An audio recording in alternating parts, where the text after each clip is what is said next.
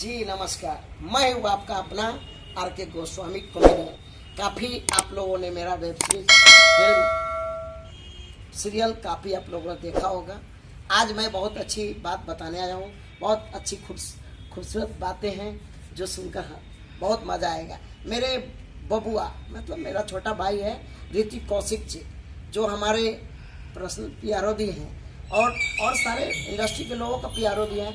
बहुत कम उम्र में इतना अच्छा नाम कमाए हैं कि क्या बताऊं मैं। आप लोग भी हैरान हो जाएंगे कि ये इतना कम समय में इतना अच्छा नाम कमाए। उनकी चैनल का नाम है, पॉज करो, ठीक है।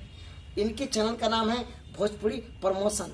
वो एक ही प्रमोशन नहीं करते, गूगल पेज भी करते हैं, गूगल पर भी करते हैं, इंटरव्यू लेते हैं, फेसबुक, इंस्टाग्राम, व्हाट्सएप, सारे जगह पे उनकी प्रमोशन की कार्यक्रम चलता रहता है। तो आप लोग भी जुड़िए और उनके चैनल को भोजपुरी प्रमोशन को लाइक करें, कमेंट करें, सब्सक्राइब करें और शेयर करना बिल्कुल मत भूलना।